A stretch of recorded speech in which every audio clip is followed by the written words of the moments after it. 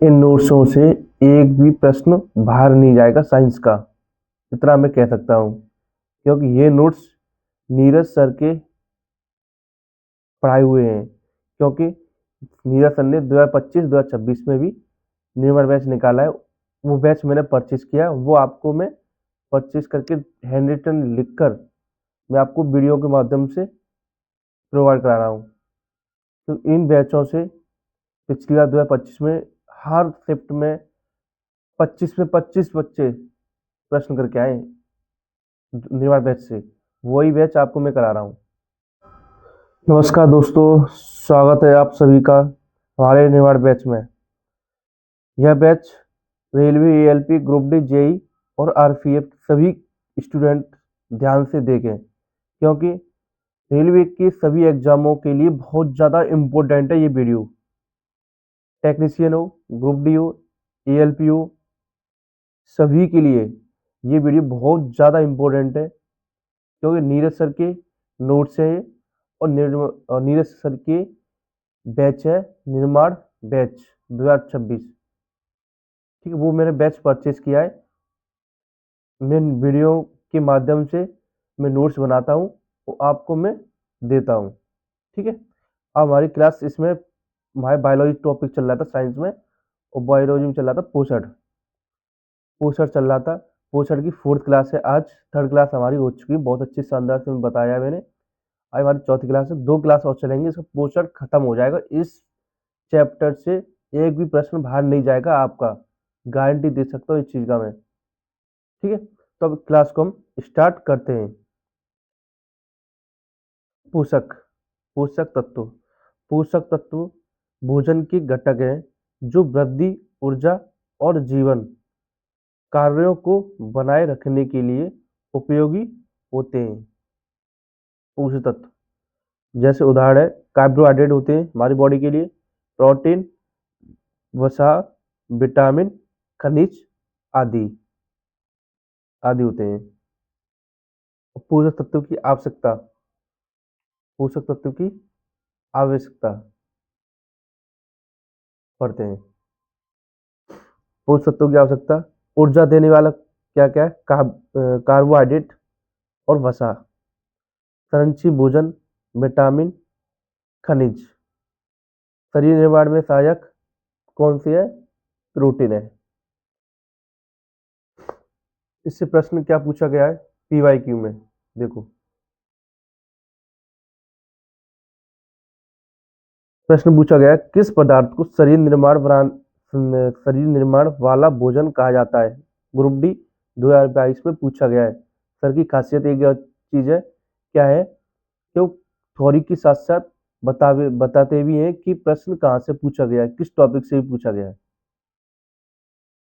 तो प्रोटीन से भरपूर भोजन जैसे मटर, ये ऑप्शन में था, तो ऑप्शन ए हो गया उसमें। ठीक है, अब पढ़ते हैं पोषक तत्वों का वर्गीकरण। माइक्रो पोषक तत्व और मैक्रो पोषक तत्व। पोषक तत्वों का वर्गीकरण दो में हुआ है, एक माइक्रो, एक मैक्रो।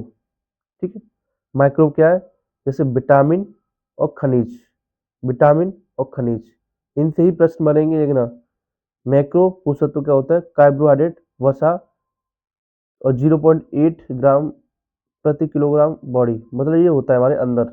ठीक है, कार्बोहाइड्रेट कितने होते हैं हमारी बॉडी में, एक दिन में 300 ग्राम लेते हैं, वसा एक दिन में 80 ग्राम, और हमारे बॉडी के अनुसार 0.8 ग्राम लेते हैं हम। और पानी कितना लेते हैं, 5 से 6 लीटर, सॉरी 5 से 6 लीटर पर डे लेते हैं हम पानी। वो क्या होता है, मैक्रो पोषक तत्व कहते हैं उसे। देखते हैं कार्बोहाइड्रेट का कार्य क्या होता है। कार्बोहाइड्रेट शरीर को ऊर्जा प्रदान करने का मुख्य स्रोत है। इसका कार्बोहाइड्रेट शरीर को ऊर्जा प्रदान करते हैं, क्या करते हैं, ऊर्जा प्रदान करते हैं। कार्बोहाइड्रेट्स का सामान्य सूत्र क्या होता है, CHX2O whole cube by, whole by, है ना, होल क्यों नहीं बोले, सॉरी। यह ऊर्जा देने वाले अणु हैं, यह ऊर्जा देने वाले अणु हैं। 1 ग्राम कार्बोहाइड्रेट से 4 केजी कैलोरी ऊर्जा 4 केजी कैलोरी ऊर्जा मिलती है। कितनी मिलती है 1 ग्राम में कार्बोहाइड्रेट से 4 केजी कैलोरी मिलती है। क्या मिलती है कैलोरी से? ऊर्जा मिलती है। दैनिक आवश्यकता लगभग 300 ग्राम 300 ग्राम मतलब एक दिन में हम लोग कार्बोहाइड्रेट कितना लेना चाहिए? 300 ग्राम लेना चाहिए। नेक्स्ट देखते हैं।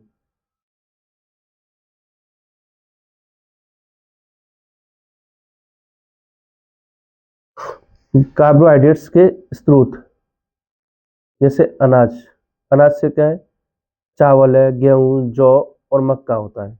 फल में क्या होता है? सेब, केला, अंगूर और संतरा, ये हमारे कार्बोहाइड्रेट में है। दलहन, मूंग की, चना और दाल।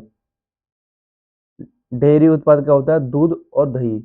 मीठे खाद्य क्या होते हैं हमारे? शहद, चीनी और गुड़।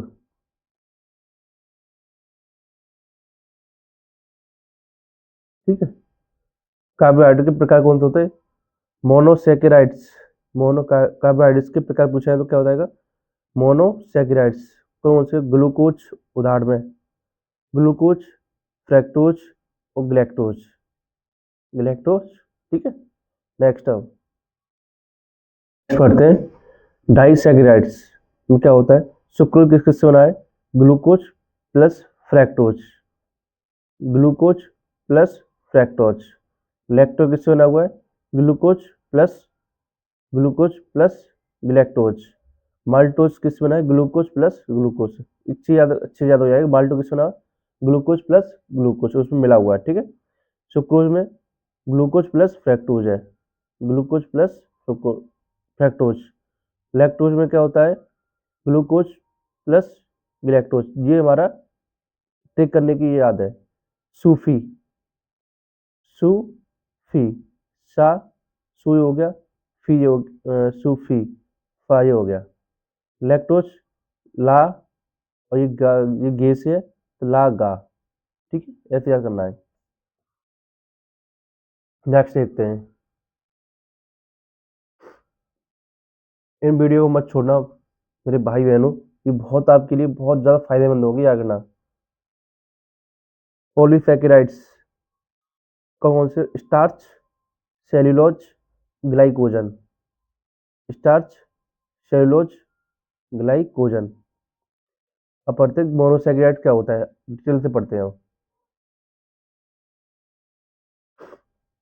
ग्लूकोज, इसे रक्त शर्करा भी कहते हैं। किसको? ग्लूकोज को क्या बोलते हैं? रक्त शर्करा भी कहते हैं। ग्लैक्टोज क्या बोलते हैं?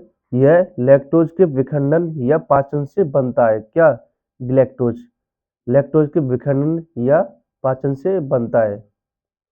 फ्रैक्टोज प्रकृति में पाई जाने वाली सबसे मीठी प्राकृतिक शर्करा है।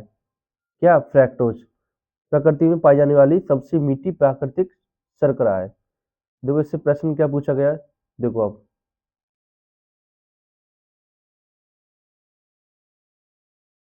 प्रश्न पूछा गया है, ग्लूकोज का रासायनिक सूत्र क्या है? ग्रुप डी 2022 में ये प्रश्न पूछा गया है। C6H12O6 बहुत इंपॉर्टेंट है दोस्तों ये।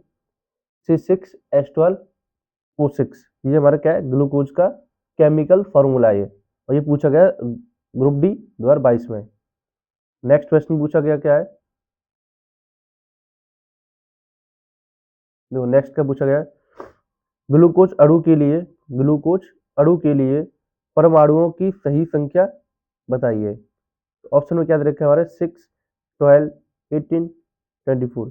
ये भी आरआरबी टेक्नीशियन 2024 में पूछा गया प्रश्न है दोस्तों।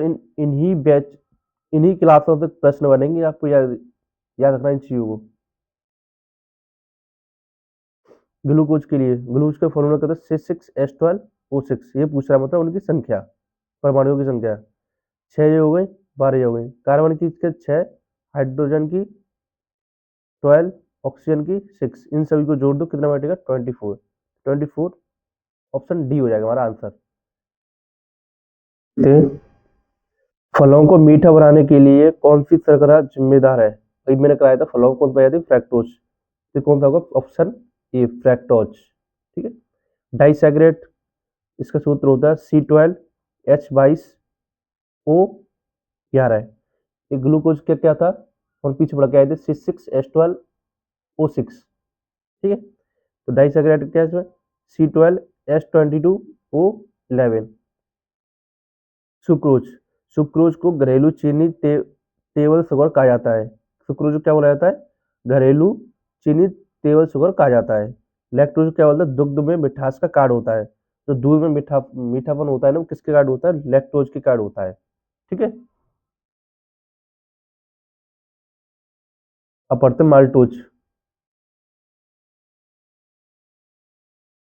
माल्टोज जौ के पानी में पाया जाता है। जो जौ होता है ना, उसके पानी में क्या पाया जाता है? माल्टोज। माल्टोज के में क्या पाया जाता है? जौ के पानी में पाया जाता है। ठीक, इसको ऐसे ही पढ़ सकते हैं। पॉलीसैकेराइड, ग्लाइकोजन, ग्लाइकोजन जंतुओं में कार्बोहाइड्रेट का संग्रहित रूप है। ग्लाइकोजन में, ग्लाइकोजन जंतुओं में कार्बोहाइड्रेट का संग्रहित रूप है। सेलुलोज, पादप की कोशिका भित्ति में पाया जाता है। क्या? सेल्यूलोज। यह विश्व में सर्वाधिक व्याप्त शर्करा है विश्व में। ठीक है।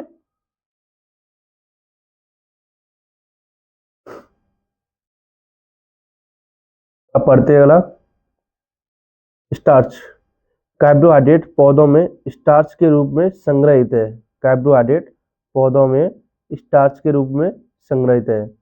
आलू, चावल आदि में पाया जाता है। क्या? स्टार्च पाया जाता है। मैं पूछूं आलू में कौन सा सैकराइड पाया जाता है, तो उसमें बताओगे आप स्टार्च पाया जाता है। कौन सा स्टार्च किस में आता है? या डाइसैकेराइड में आता है? किस में आता है? पॉलीसैकेराइड। तो किस में बताओगे? पॉलीसैकेराइड में। ठीक है। इससे एक प्रश्न पूछा गया है कि पौधों में कोशिका भित्ति का निर्माण करने वाले जटिल कार्बोहाइड्रेट को क्या कहा जाता है? माल्टोज या सेलुलोज या सुक्रोज या लैक्टोज। तो ऑप्शन बी सेलुलोज पाया जाता है। क्वेश्चन देखते हैं। कौन सा शरीर में कौन सा शरीर में ग्लाइकोजन के रूप में संग्रहित होता है? कार्बोहाइड्रेट, प्रोटीन, लिपिड या विटामिन। तो ऑप्शन होगा ए कार्बोहाइड्रेट। अब नेक्स्ट क्लास हमारी रहेगी 5वीं क्लास अगले दिन। दोस्तों, इन क्लासों को मैं अभी भी कह रहा हूँ मत छोड़ना। ठीक है। क्योंकि यही आपको सिलेक्शन दिलवाएंगे, यही बेस्ट आपको सिलेक्शन दिलवाएगा, यही नोट्स आपको सिलेक्शन दिलवाएंगे। मैं कह रहा हूँ एग्जाम टाइम आप कहोगे कि कहीं कहाँ साइंस पढ़े, कहाँ से कैसे करें। अभी कर लो, अब पूरा सिलेबस कर लो, फिर उसके बाद प्रश्न लगाओ, PYQ मूक लगाओ। ठीक है। इस वीडियो को मैं यही अंत करता हूँ। Thank you.